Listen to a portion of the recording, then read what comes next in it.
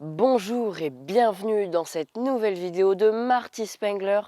Alors aujourd'hui, on va encore parler de deux roues. Donc celui qui est derrière moi, vous le connaissez forcément. Donc c'est un Solex 3200. Le phare à l'avant, les plus connaisseurs l'auront reconnu, ce n'est pas la bonne pièce, c'est un phare de 2200. Mais aujourd'hui, on ne va pas parler Solex, on va parler du concurrent de Solex. Le voilà.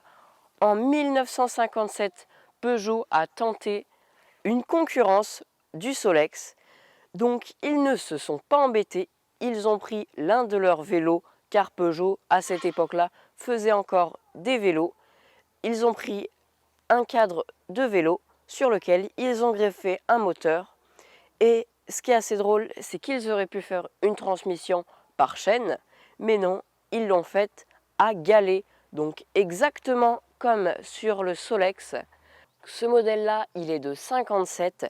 C'était la version grand luxe. Donc il avait tous les accessoires possibles à l'époque. Derrière, on a déjà le porte-bagages. On a les petites sacoches à outils en fer. Après, on a la fourche télescopique à l'avant, juste ici, qui normalement sur les autres modèles n'y était pas. On a le klaxon juste ici. On a en plus là un petit insigne Peugeot. On a le phare avant qui est un tout petit peu différent. L'argument commercial était de si vous n'avez plus d'essence ou que vous ne voulez pas prendre avec le moteur, vous pouvez baisser ou remonter le moteur comme ceci. C'est très simple, contrairement au Solex où on est obligé de forcer un peu et de parfois même descendre du Solex. Donc là, c'est très simple. On peut s'en servir comme vélo, mais honnêtement, ce n'est vraiment pas pratique car ça pèse quand même très lourd. Le gros problème sur ce modèle-là quand même, c'est qu'il n'y a pas d'embrayage. Donc par exemple, avec le Solex, quand on s'arrête, le moteur continue à tourner.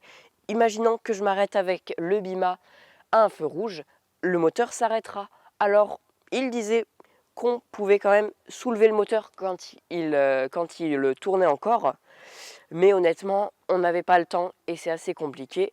Arrêté et moteur tournant, il fallait bien penser à commencer à avancer pour pouvoir redescendre le moteur. Sinon, on peut caler. Honnêtement, c'est un gros échec commercial pour Peugeot. Ils n'en ont fait que jusqu'au milieu des années 60. Et honnêtement, il était un peu cher, c'était le modèle grand luxe et même les Bima en général étaient assez chers. Contrairement au Solex, le deux roues de l'ouvrier, fiable, sûr, pas cher. Ce qui a fait couler le Bima quand même, c'est ce problème d'embrayage.